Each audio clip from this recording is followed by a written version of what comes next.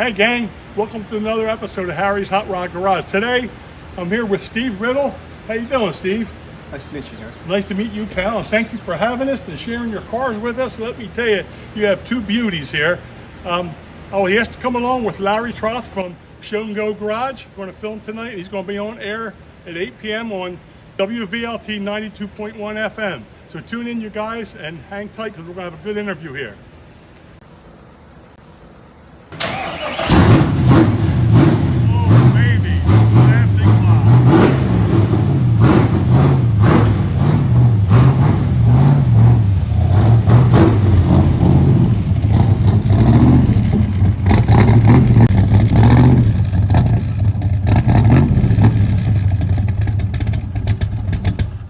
Today we're here with Steve Riddle and his 66 Big Block. Steve, this paint is absolutely beautiful.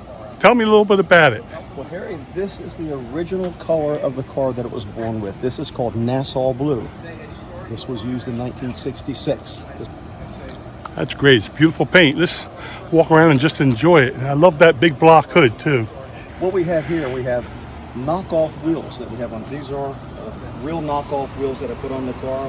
And with Diamondback gold line tires, 1965 and 66 came with gold line tires. Yes. I wanted to keep it as original looking as I can.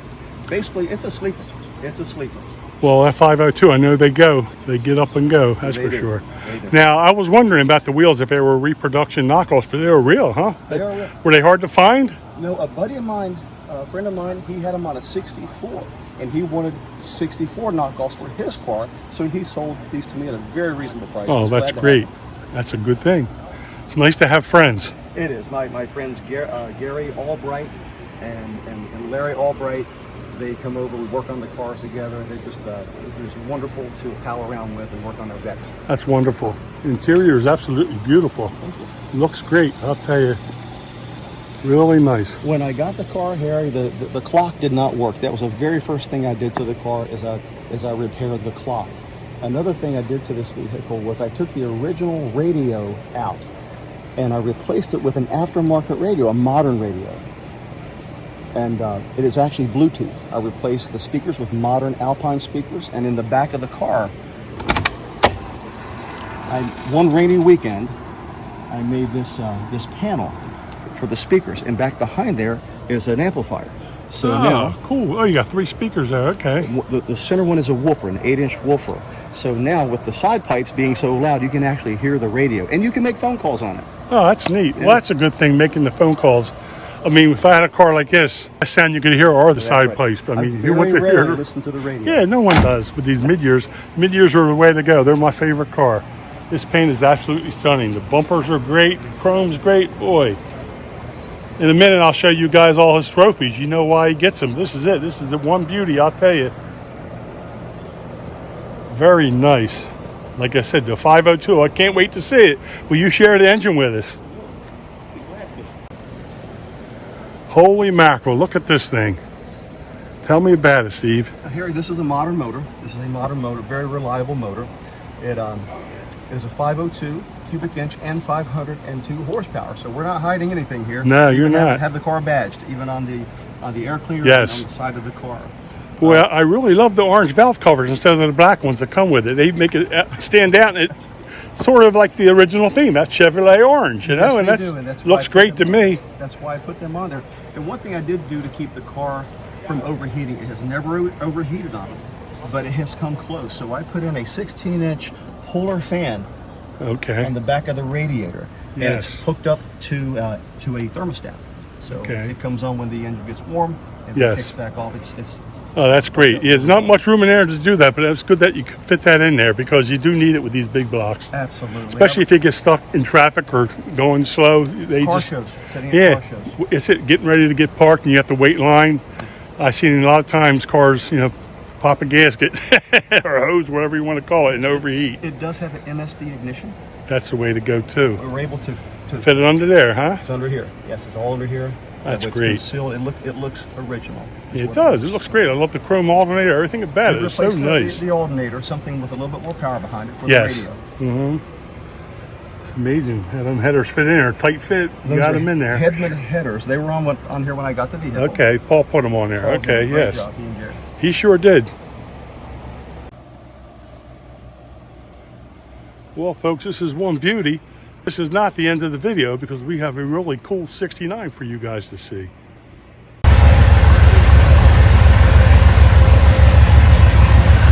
comes the 69. Look at this beauty.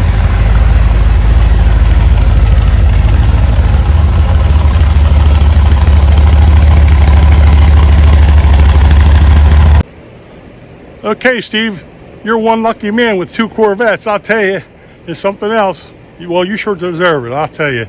And let's tell us a little bit about this car. This paint is absolutely stunning. It's different. I've never seen this color before. Okay, this is a 1969 Corvette. It's a base model. It has the 350, 300 horse motor in it. Okay, we bought the car at an auction house. Oh. It's an auction that you may see on TV from time to time. My wife and I, we actually watch the auctions when they come on TV, and we wanted to go visit it for 3 days and see what the auction was all about. And we did. So we went up to Harrisburg, Pennsylvania, and I found this car. Wasn't sure if I was going to bid on it or not. So my wife, she's doing her thing. Just she's checking all the cars, what they sold for, and I would check on her from time to time. You need something to drink, something to eat. And I saw this outside, getting ready to come in. And I happened to stop and see her, and I said to her, well, there's that blue Corvette I was looking at outside there. And it went off, and at a reasonable price. So I raised my hand for the first time, and the lady screamed, you know how they do on these auctions. And I told my wife I got her attention. She said, yes, you did. Another person bid on the car, and then another person bid. And finally I thought, well, I came all the way up here. I want to bid one more time, and I'm done. I did not go there to buy a car. So I raised my hand one more time. She screams again. And then I look around, no one else was bidding. Nobody was bidding. And I'm thinking, okay, I really don't want to go home with this car. I didn't bring the truck and trailer. I don't want to go home with this car. So I'm thinking, somebody please bid. And then the lady says to me, can you go one more thousand? Just one more. She wouldn't leave me alone. And I said, all right, one more, just to get her off my back. So she said, I have it right here. Next thing I hear is the reserve is off.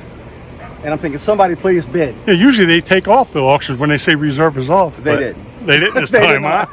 My heart sank, right? So next thing I hear is the gavel go down. Sold, sold, sold.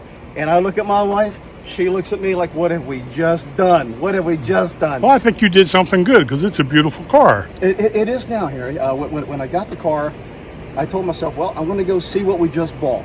And I could not find the car. There's the car that went off in front of it. There's the car that went off behind it. And I look, and here's this car being towed by a golf cart. Not a good sign. The motor wouldn't run. So I follow the car back, and the next day I come and get the car with my truck and trailer, and we bring it home. And we found a lot of problems with it. It was a beautiful car, had a nice paint job on it. The motor had been rebuilt. But other than that, I told myself, well, I have 2 options. What do I do? Do I sell the car and accept my losses, or do I just fix the car right? So thanks to my buddies, Gary and Larry Albright, they came over every Thursday for a whole year straight, and we worked on the car. Well, there's some good friends there, I'll tell you. It just cost me a case of beer and a pizza. Can't beat that. You can't beat that. So they came over. They're very knowledgeable about the vehicles.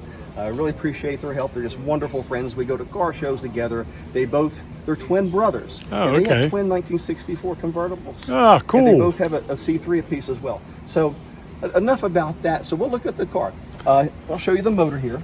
Okay. Tell you a little about that. When I got the car, like I say, it would not run. And this is a 350, 300 horse.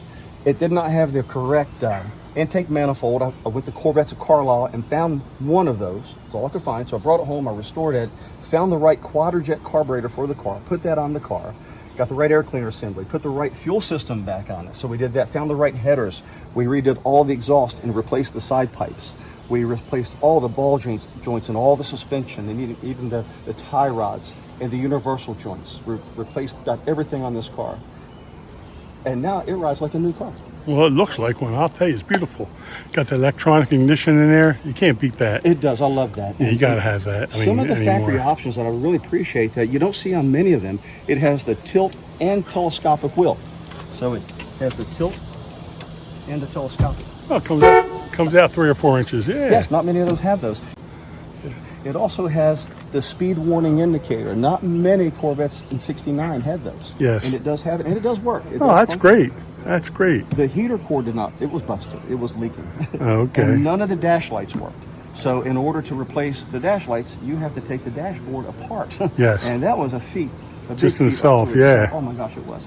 So we took everything, all the interior back apart, bought new pieces, new console, replaced all the relays, and did the same thing here with the other car. I replaced the radio with a modern radio. That's a Bluetooth radio. And in the back of the car, I put the speakers in the back, similar to what I did with 66. And it's just a pleasure to drive now. I love the car. And I told myself when we were restoring it, I was going to sell it. I don't think I want to sell it. How many years ago was that? I bought it in 2 years Oh, ago. no, only 2 years ago. You did a good job, and you did it pretty fast. It looks great. My friends and I put this car together in 1 year's time. That's wonderful. I'm going to walk around here and show everybody the paint. The wheels are great. The side pipes look great. I love the T-top car. Myself, I had a 73, and I loved it. Oh, and the back window pops out of the 69. Yes, Comes out. yes. Very nice. This has the hideaway wipers, does it also? It does, which did not work either. I was going to say that couldn't have worked when you It got did it not because work. they have had so much trouble with them. It works now, though. Even when they were fairly new, they had trouble with them, from what I understand. It's a beautiful car. Thank you. Well, Steve, I want to thank you for sharing both your cars with us. They are both two beauties, I'll tell you. Two nice cars. You should be very proud of them. You did some good work on both of them. And everybody stay tuned because it's going to be on Harry's Hot Rod Garage. I'll get this video to you as fast as I can. Two nice cars. And stay tuned 8 p.m. tonight for Show and Go Garage on 92.1 FM. They're on every Tuesday night. Very nice garage. And boy, look at these trophies. It's going to have to build another room just for the trophies. How nice is this, folks?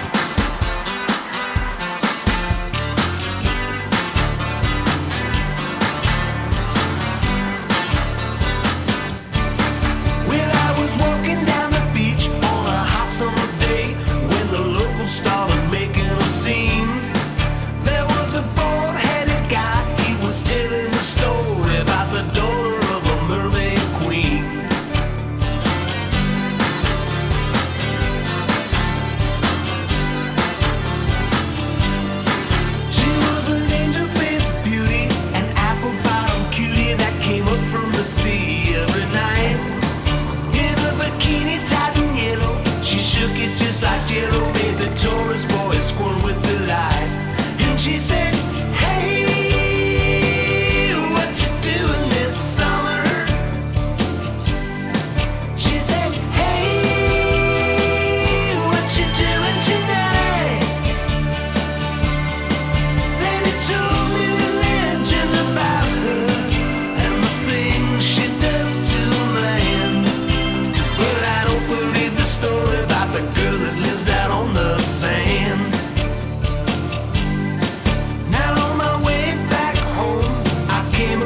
Lifeguard who was counting his fingers and toes. He said he met a girl out in the deep. Now he can't work and he can't sleep. Was it her, do you suppose? Did she say, hey, what you doing this summer? She said, hey. Well, gang, I hope you liked this video. Steve and Gina were good hosts. They welcomed me into their home. And they showed us a couple beautiful cars there. And just remember, thank a veteran today, because without their sacrifices, we would have nothing. We would not be able to enjoy the daily things that we like to do. Stay tuned for more videos because we have a good season coming up. Please like and subscribe and pass the videos on to your friends.